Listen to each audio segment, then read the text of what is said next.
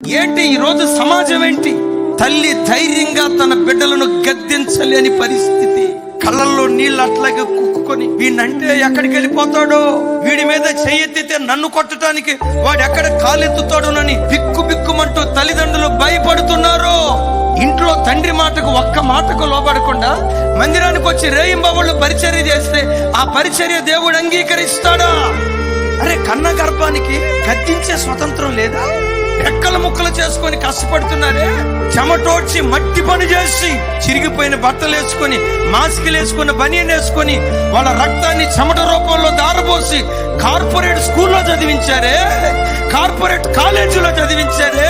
ఓ యవన కుమారుడా, ఒక్క మాట తండ్రి మీద యవన బిడ్డలారా, దేవునికి కావాల్సింది నీ పరిచర్య కాదు, ముందు నీవు దేవునికి కావాలి.